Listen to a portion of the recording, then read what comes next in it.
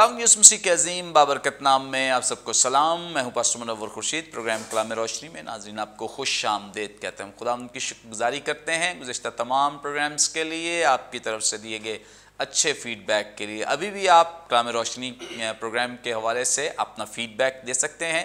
Screen पर दिए गए नंबर्स डायल करें, अपना फीडबैक प्रोग्राम कलाम रोशनी के ताल्लुक से ज़रूर दें। जितनी बरकत आप पा रहे हैं और जो कुछ आप सीख रहे हैं और किस तरह से आप खुदा के कलाम को सीख कर लोगों के साथ शेयर करते हैं, ज़रूर बरकत टीवी पर अपनी इस सारी मालूमात को शेयर कर सकते हैं।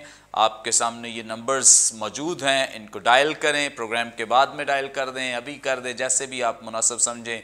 आप ज़रूर अपना फ़ीडबैक प्रोग्राम के ताल्लुक से दिया करें। आज इस प्रोग्राम में जिन खुदाम ने हमें ज्वाइन किया है, मुख्तसरन तारुफ इनका आपके साथ करवाते चलें।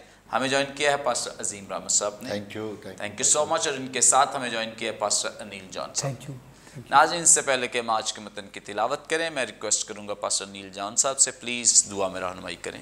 खुदावंद, हम तेरी शुक्रगुजारी करते हैं तेरे मसलूब होने के लिए और उसके वसीले से जो हमें अब्दी ज़िंदगी हासिल हुई है। हम इसको सच में ट्रेजर करते हैं और जब हम आज भी तेरी मसलूबियत के बारे में देखें, जाने पड़ें, तो हम और ज़्यादा तुझ में शुक्रगुजारी ईमान में तरक्की करें। और जो सुनने वाले हैं उनके लिए भी मैं यही बातें मांगता हूँ। इस प्रोग्राम के अंदर तेरी कुदरत, पाक रूह का असर और काम मांगते हैं मसीह खुदावंद के नाम में, आमीन। Thank you so much. नाज़रीन, कलाम मुक़द्दस में से अपनी रहनुमाई के लिए आज हम तिलावत करेंगे नए अहदनामे में से मुक़द्दस यूहन्ना रसूल की मारिफत लिखी गई इंजील, इसका 19वां बाब 8वीं आयत से लेकर 23वीं आयत तक। खुदा उनके ज़िंदगी बख्श पाक कलाम में यूँ मरकूम है। जब पिलातुस ने ये बात सुनी तो और भी डरा और फिर कले में जाकर यीशु से कहा, तू कहाँ का है? मगर यीशु ने उसे जवाब न दिया। पस पिलातुस ने उससे कहा, तू मुझसे बोलता नहीं? क्या तू नहीं जानता कि मुझे तुझको छोड़ देने का भी इख्तियार है और मसलूब करने का भी इख्तियार है?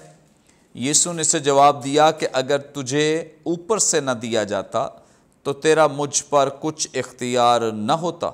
जिसने मुझे तेरे हवाले किया उसका गुनाह ज़्यादा है। इस पर पिलातुस उसे छोड़ देने में कोशिश करने लगा, मगर यहूदियों ने चिल्ला कर कहा, अगर तू उसको छोड़े देता है तो कैसर का खैर ख्वाह नहीं। जो कोई अपने आप को बादशाह बनाता है वो कैसर का मुखालिफ है। पिलातुस ये बातें सुनकर यीशु को बाहर लाया और उस जगह जो चबूतरा और इब्रानी में गुप्ता कहलाती है तख्त अदालत पर बैठा। ये फसह की तैयारी का दिन और 6 घंटे के करीब था। फिर उसने यहूदियों से कहा, देखो ये है तुम्हारा बादशाह। पस वो चिल्लाए कि ले जा उसे मसलूब कर। पिलातुस ने उनसे कहा, क्या मैं तुम्हारे बादशाह को मसलूब करूं? सरदार काहीनों ने जवाब दिया कि कैसर के सिवा हमारा कोई बादशाह नहीं। इस पर उसने उसको उसके हवाले किया कि मसलूब किया जाए। पस वो यीशु को ले गए और वो अपनी सलीब आप उठाए उस जगह तक बाहर गया जो खोपड़ी की जगह कहलाती है, जिसका तर्जुमा इब्रानी में गुलगुता है। वहाँ उन्होंने उसको और उसके साथ और 2 शख्सों को मसलूब किया, एक को इधर एक को उधर और यीशु को बीच में। और पिलातुस ने एक किताबा लिख कर सलीब पर लगा दिया। उसमें लिखा था, यीशु नासरी यहूदियों का बादशाह। उस किताबे को बहुत से यहूदियों ने पढ़ा, इसलिए कि वो मकाम जहाँ यीशु मसलूब हुआ शहर के नज़दीक था और वो इब्रानी, लतीनी और यूनानी में लिखा हुआ था। बस यहूदियों के सरदार काहीनों ने पिलातुस से कहा कि यहूदियों का बादशाह न लिख, बल्कि ये कि उसने कहा मैं यहूदियों का बादशाह हूँ। पिलातुस ने जवाब दिया, मैंने जो लिख दिया वो लिख दिया। जब सिपाही यीशु को मसलूब कर चुके तो उसके कपड़े लेकर 4 हिस्से किए, हर सिपाही के लिए एक हिस्सा, اور اس کا کرتا بھی لیا۔ یہ کرتا بن سلا سراسر بنا ہوا تھا۔ کلام مقدس کے پڑھے سن جانے پہ خدا ان کی برکت ہو، آمین۔ ناظرین، کلام مقدس کا یہ حصہ جو ابھی ہمارے سامنے تلاوت کیا گیا ہے، گزشتہ ایپیسوڈز میں بھی ہم اسی ٹیکسٹ میں سے جان رہے تھے، سیکھ رہے تھے۔ آج بھی ہم اسی سے گفتگو کا آغاز کریں گے، اور آج گفتگو کا آغاز ہم پاسٹر عظیم رحمت صاحب سے کریں گے۔ جی پاسٹر صاحب، آپ ہماری رہنمائی فرمائیں۔ یہاں 19ویں آیت میں لکھا ہے، اور پلاطوس نے ایک کتابہ لکھ کر صلیب پر لگا دیا، اس میں لکھا تھا یسوع ناصری یہودیوں کا بادشاہ۔ کیا مطلب ہے اس کا؟ چونکہ رومن امپائر کے اندر جب انویسٹیگیشنز وہ کرتے تھے، کیونکہ یہ ایک کیپٹل پنشمنٹ تھی، اور بڑی ہائی لیول کے جو کرمنلز جو ملک کے خلاف بغاوت یا بڑے سیریس قسم کے جس کی جرم ہوتے تھے، ان کو یہ سزا دی جاتی تھی۔ اور بڑی اس میں جو گورنر ہوتا تھا یا جو وہاں پر جو پوائنٹڈ شخص ہوتا تھا، جیسے پیلاطوس تھا، بڑی اس میں ان کی رسپانسبلٹیز ہوتی تھی اس چیزوں کو، کیونکہ اس میں ایک پورا آن کرنا ہوتا تھا کہ اس نے یہ فیصلہ دیا اور کروسیفائی کیا۔ تو ایک رومن کے اندر ایک پوری ہسٹری ہے اس کی، کہ وہ کس طرح مصلوبیت والا فیصلہ دیتے تھے، اور پھر ضروری ہوتا تھا کہ چونکہ یہ ایک ایسی سزا تھی کہ کئی دن بعض جو ہوتے تھے کرمنلز، وہ صلیب پر لٹکے رہتے تھے، مرتے نہیں تھے، اس کے کئی ان کے پاس آپشنز ہوتے تھے، اور جتنی بھی اذیت کے ساتھ اس کو مارا جائے، یہ ان کا ایک پروسیس تھا۔ پھر اس کی جو کرائم ہوتا تھا، جو ان کا جو جرم ہوتا تھا، وہ اس کے ٹاپ پہ لکھا جاتا تھا کہ اس نے یہ جرم کیے، اور جس کی سزا دی جاتی تھی۔ اب یہ کوئی حیران کن واقعہ ہے، حیران کن ہے سب کے لیے، کہ پیلاطوس نے جب لکھا یسوع مسیح کے بارے میں کہ یہ اس کے صلیب کے اوپر لگایا جائے، لکھ کر تختی لگا دی جائے، تو ایک تو اس نے 3 زبانوں میں اس کو لکھوایا، عبرانی میں جو کہ یہودیوں کی لوکل لینگویج تھی، لیٹن روم کے اندر زیادہ اس کا یوزز تھا، یونانی جو تھی وہ انٹرنیشنل لینگویج تھی، اور جو لکھا وہ بھی وہ تھا بالکل سچ تھا، لیکن سپر نیچرل تھا، کہ لکھا ہے کہ یہودیوں کا یسوع ناصری یہودیوں کا بادشاہ۔ اب یہ تو کوئی جرم نہیں ہے، یہ تو وہ ہے، یہ تو وہ تھا، لیکن انہوں نے کہا کہ اس کو چینج کر دیں۔ یہودیوں نے کہا کہ یہ اس طرح لکھ کے اس نے یہ کہا ہے، اور پہلے ہی وہ فرسٹریٹڈ ہو چکا تھا کہ یہ جان چھڑا رہا تھا، پھر جو میں نے لکھنا لکھ دیا، بات ایسے کو لگے گا۔ تو یہ جو کچھ بھی تھا، میں سمجھتا ہوں یہ خدا کی مسلط سے تھا۔ آپ کو پتہ خدا کی قدرت بھی نظر آ رہی ہے کہ کوئی بھی، چاہے گورنر ہو، چاہے ایمپررز ہوں، چاہے بادشاہ ہوں، چاہے حکومتیں ہوں، کچھ بھی ہو، جب خدا ہاتھ ڈال دیتا ہے تو کسی کی طاقت نہیں ہے کہ اس کی اتھارٹی سے نکل سکے۔ یہ چونکہ پہلا تو اس کو نہیں پتا کہ وہ کیا ہے وارفیئر پیچھے، یا کیا ہو رہا ہے، لیکن ہم نئے عہد نامہ میں خداوند کا شکر ہے کہ ہم سمجھ رہے ہیں کہ یہ کیا ہو رہا ہے، ہماری آنکھیں کھلی ہوئی ہیں کہ یہ سب کچھ وہ پروفیسی اور نبوتیں ہیں جو کلام کے اندر پرانے عہد نامہ میں ایسے نہیں لکھا کہ شریعت استاد بنی تاکہ تو مسیح تک پہنچو۔ یہ ساری باتیں ہمیں یسوع مسیح کے ایمان میں پختہ کر دیتی ہیں، زوراور، بلکہ ہم تو دلیری سے چرچ کا تو عقیدہ یہ ہے کہ یسوع مسیح بادشاہوں کا بادشاہ اور خداوندوں کا خداوند ہے۔ ہماری پرستش میں، حمد و ثنا میں، ہمارے سرمنز میں، ہماری دعاؤں میں ہم ان الفاظ کا استعمال کرتے ہیں کہ یسوع مسیح کی، لیکن تیری بادشاہت ہے۔ ہم تو ایمان رکھتے ہیں کہ یسوع مسیح دنیا کا بادشاہ ہوگا، نہ صرف یہودیوں کا بادشاہ بلکہ وہ دنیا کا بادشاہ ہوگا، اسی کا راج اس دنیا پہ چلے گا۔ باپ نے سارا اختیار اسی کو دیا، اور جو کچھ اس نے لکھا وہ ایک سپر نیچرل ہوا، اور یونانی میں لکھے جانے کا مطلب ہی میں سمجھتا ہوں یہ ہے کہ دنیا کا بادشاہ، کہ صرف یہودیوں کا بادشاہ نہیں ہے، دنیا کا بادشاہ۔ اس لیے گریک میں بھی لکھا گیا، ہبرو میں بھی لکھا گیا تمہارا بھی ہے کیونکہ نجات تم سے ہے، لیٹن آپ کو پتہ چرچ کی پہلی زبان بنی جس میں رومن نے لیٹن میں اپنی والگیٹ کو ٹرانسلیٹ کیا، اور بڑی عرصہ تک لاطینی جو تھی وہ چرچ کی لینگویج رہی، اور پھر اس کے بعد گریک بھی امپلیمنٹ ہو گئی.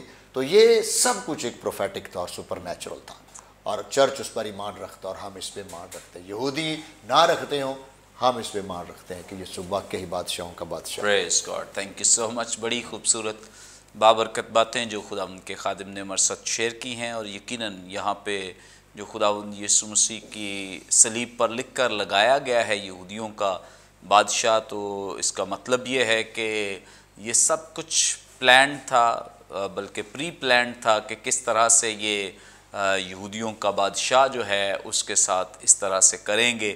اور اب جو لکھا گیا ہے جیسے یہ نبوتی طور پر ہی اس ریولیشن کو ریویل کیا گیا ہے، ظاہر کیا گیا ہے کہ یہی ہے یہودیوں کا بادشاہ، اور یہی وہ شخص ہے جسے یہودی خود کہہ رہے ہیں کہ تو مصلوب کر، اور آج اس کو مصلوب کر دیا گیا ہے. آگے بڑھیں گے اور پاسٹر انیل جان صاحب سے جانیں گے.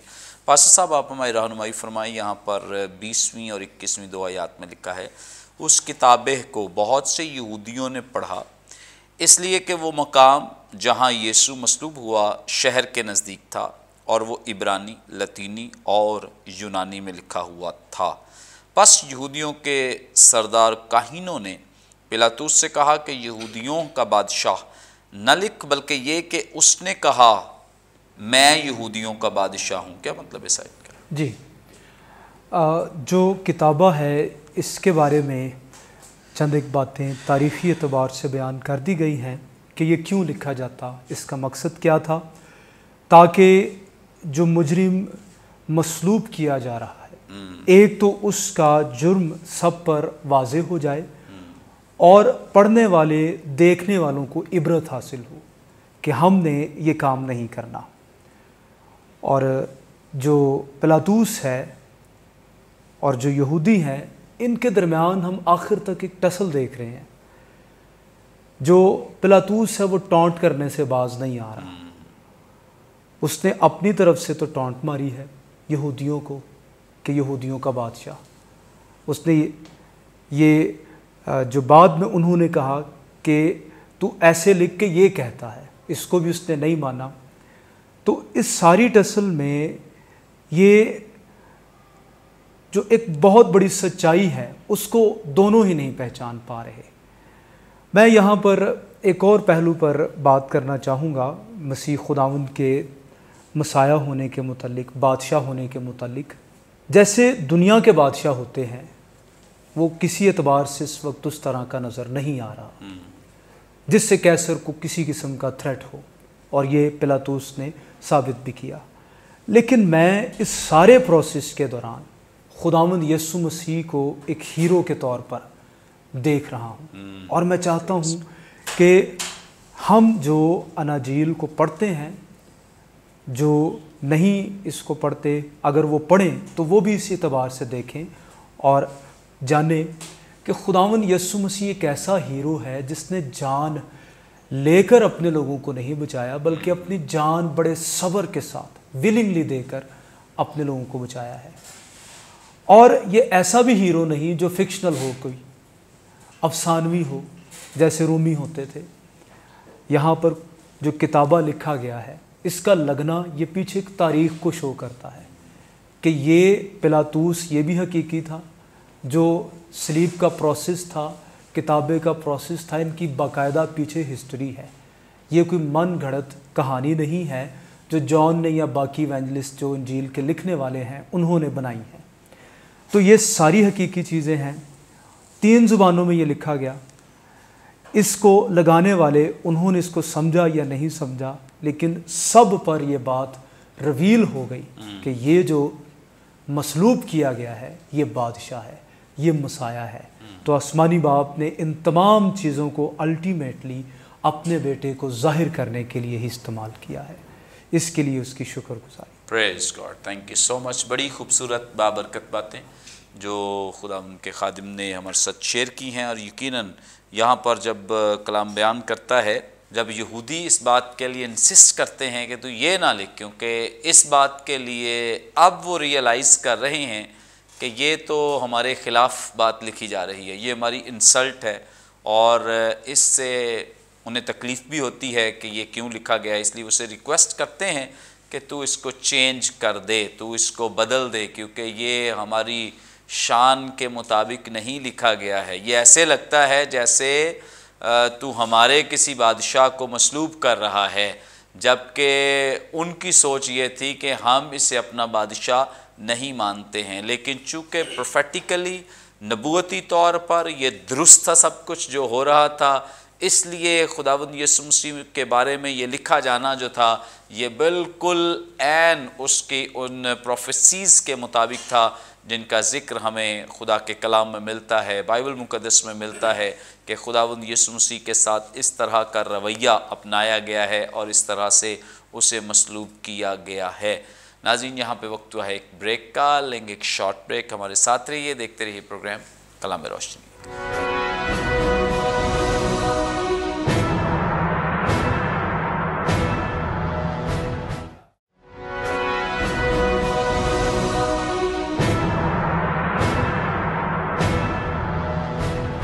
ویلکم بیک ناظرین، آپ دیکھ رہے ہیں پروگرام کلام روشنی۔ بریک پر جانے سے پہلے بڑی خوبصورت بابرکت باتیں جو خدا ہمارے ساتھ شیئر کر رہے تھے، آگے بڑھیں گے اور پاسٹر عظیم رحمت صاحب سے جانیں گے۔ جی پاسٹر صاحب، آپ ہماری رہنمائی فرمائیں۔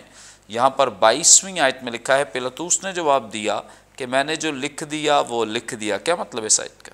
کیونکہ پلاطوس کافی اریٹیٹ تھا اس بات سے، کیونکہ ایک تو جو کچھ وہ پولس جو یہودیوں کے وسیلے سے جو سارے ٹرائلز اور ساری باتیں جو پچھلے ہم پروگرامز میں کرتے رہے، یہ بات تو ہم سمجھ رہے ہیں کہ یہ سپر نیچرل کام ہو رہا ہے۔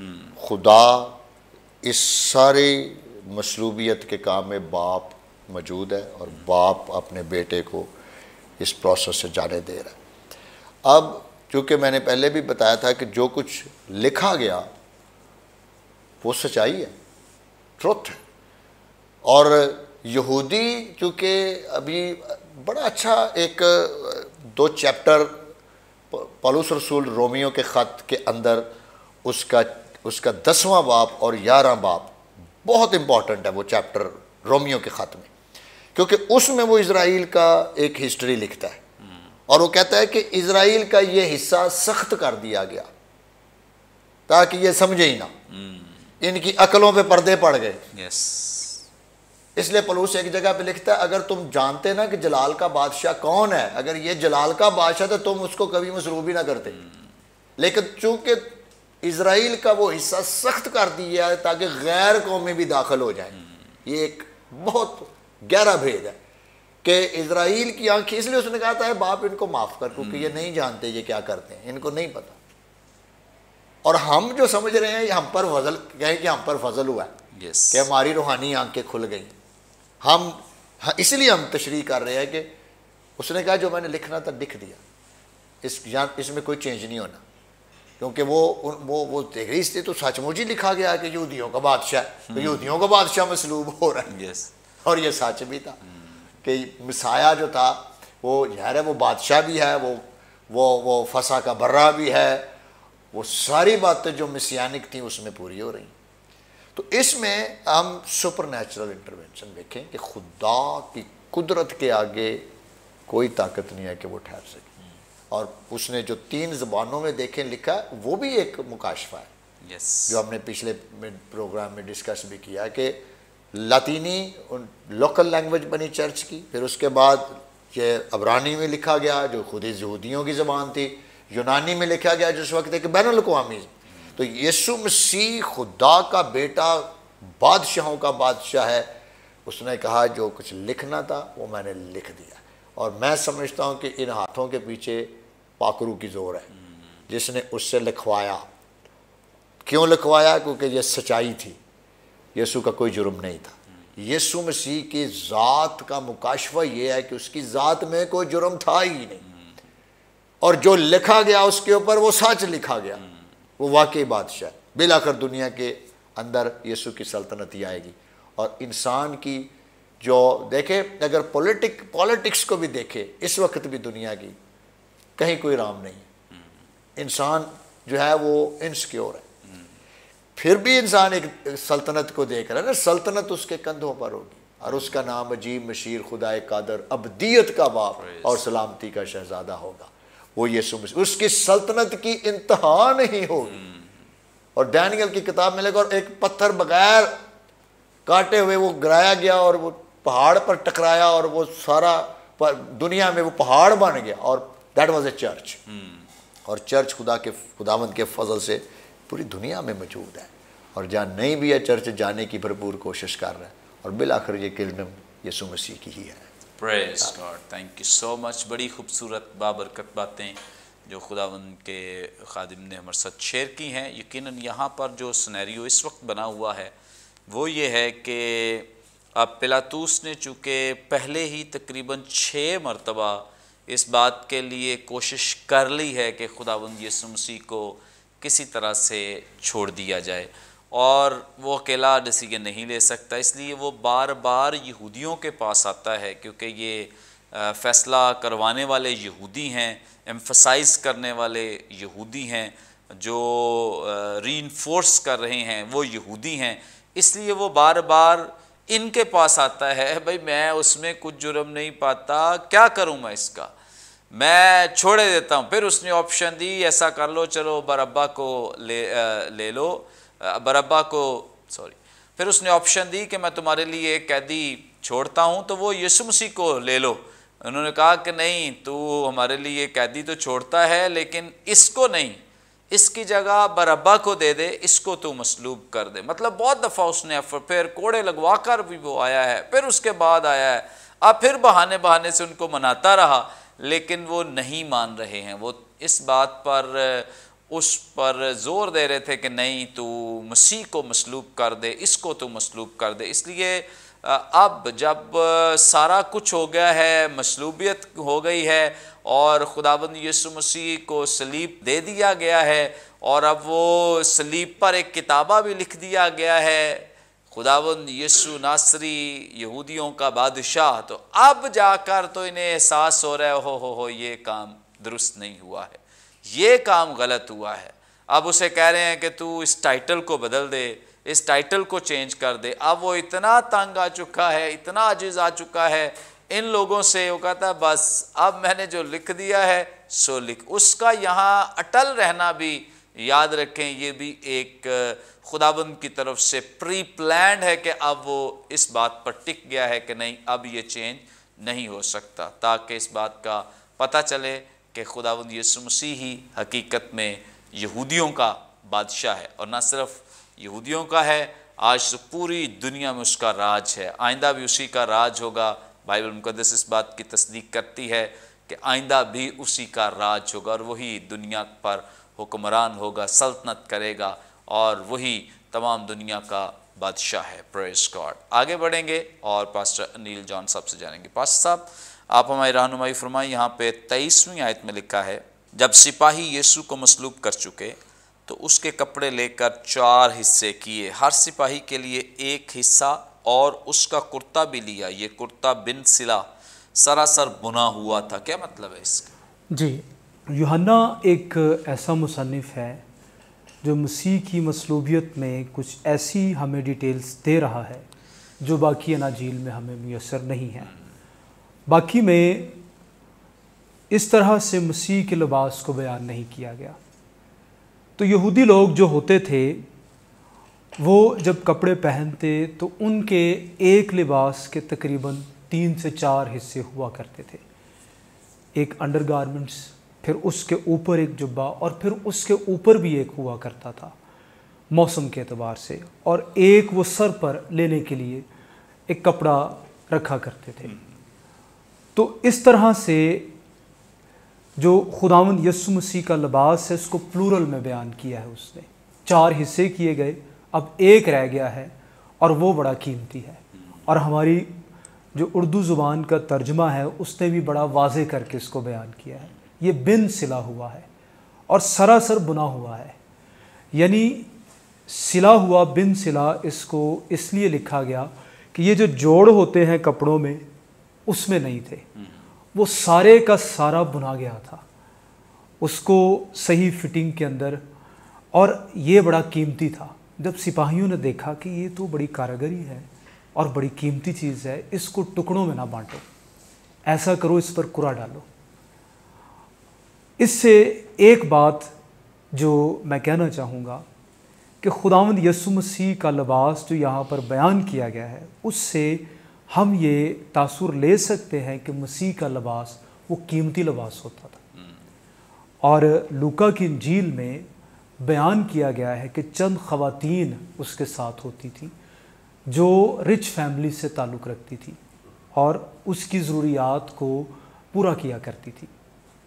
تو ہمیں یہ لیسن ملتا ہے کہ خداوند یسوع مسیح جب وہ خدمت میں تھے تو باپ پر اپنی تمام ضرورتوں کے لیے بھروسہ رکھتے تھے اور باپ ان کی تمام ضرورتوں کو پورا کرتے تھے، کیونکہ مسیح کے لباس کے بارے میں صرف مصلوبیت کے وقت ہی ہمیں معلوم ہوتا ہے۔ اور اس کے بعد اب جون اس نوشتے کا ذکر کیوں زور دے کر رہا ہے کہ کرا ڈالا گیا؟ اب سپاہیوں کو تو نہیں معلوم تھا کہ صحیفے پہلے سے ہی یہ بیان کر چکے ہیں، وہ تو جو عام طور پر رومی سپاہیوں کو انعام ملتا تھا اس کو وہ لینا چاہتے تھے، کیونکہ جو مصلوب شخص ہو جاتا اس کے کپڑے مصلوب کرنے والے سپاہیوں کے لیے انعام ہوتے تھے، وہ تو اپنے کسٹم کے مطابق کر رہے ہیں۔ لیکن جون ان دی اینڈ جب یہ نوشتہ بیان کر رہا ہے تو وہ اپنے قائرین کو یہ میسج دینا چاہتا ہے کہ یہ تو ایک چھوٹا سا عمل ہے، تو نوشتے اس کے بارے میں بھی بیان کرتے ہیں۔ تو پیچھے جو کچھ ہو چکا ہے، مسیح کے ٹرائلز اور اس کا مصلوب ہونا، اس کے سر پر کانٹوں کا تاج رکھا جانا، اس کو کیل جڑے جانا، یہ سب کا سب ڈیسائیڈڈ تھا اور یہ انتظام الہی علم سابق کے مطابق تھا، یہ کوئی ایکسیڈنٹ نہیں، سب کنٹرولڈ ہے۔ تو ہمیں اس بات کے لیے خوش ہونا چاہیے، شادمان ہونا چاہیے کہ مسیح خداوند میں پرانا عہد نامہ وہ پورا ہوتا ہے۔ یسوع مسیح کا مصلوب ہونا، اس کا دفن ہونا اور جی اٹھنا پہلا کرنتھیوں 15 باب کے مطابق وہ بالکل کتاب مقدس کے مطابق ہے۔ شکریہ، تھینک یو سو مچ۔ بڑی خوبصورت بابرکت باتیں جو خداوند کے خادم نے مرصد شیئر کی ہیں۔ خداوند یسوع مسیح کا مرنا، دفن ہونا اور مردوں میں سے تیسرے دن جی اٹھنا، یہ اس بات کی دلیل ہے کہ خدا کا کلام سچ برحق ہے۔ گزشتہ اس تعلق سے بہت ساری پیش گوئیاں کی گئیں اور آج خداوند یسوع مسیح کو مصلوب کر دیا گیا۔ سو اس کا مطلب ہے کہ جو کچھ بائبل مقدس پرانا عہد نامہ بیان کرتا ہے وہ سب کچھ ریالٹی، حقیقت پر مبنی ہے، کیونکہ وہ سب کچھ مسیح کی زندگی میں لفظ بلفظ پورا ہو رہا ہے، اور جو کچھ کہا گیا تھا وہ آج سب کچھ اس کی زندگی میں پائے تکمیل تک پہنچ چکا ہے۔ سو اس کے لیے ہم خدا ان کی شکر گزاری کرتے ہیں، مسیح کے جان دینے کے لیے، مسیح کی قربانی کے لیے، مسیح کی اس لازوال محبت کے لیے کہ اس نے اپنی محبت کے طفیل، اپنی جان کا نذرانہ ہمارے لیے دے دیا تاکہ ہم سب سیو ہو جائیں، بچ جائیں، محفوظ ہو جائیں۔ Praise God, thank you so much, thank you so much. ناظرین، یقیناً آج کے پروگرام کے وسیلے سے بھی آپ نے بڑی برکت پائی۔ ابھی بھی آپ کا کوئی سوال ہو، اسکرین پر دیے گئے نمبرز ڈائل کریں، اپنا سوال ہم تک پہنچا سکتے ہیں، کوئی دعائیہ درخواست دے سکتے ہیں، کوئی ٹیسٹیمنی شیئر کر سکتے ہیں۔ ہمارے تمام پروگرامز آپ یوٹیوب پہ واچ کر سکتے ہیں۔ واچ کرنے کے لیے برکت ٹی وی آفیشیل کے نام سے ہمارا چینل ہے، ضرور سے سبسکرائب کریں، دوسروں کے ساتھ شیئر کریں تاکہ زیادہ سے زیادہ لوگ خدا کے کلام کی سچائیوں کو جان سکیں، سیکھ سکیں۔ آئندہ ایک نئے پروگرام کے ساتھ دوبارہ آپ کی خدمت میں حاضر ہوں گے، تب تک کے لیے اجازت دیجیے۔ دیکھتے رہیے برکت T V. God bless you all.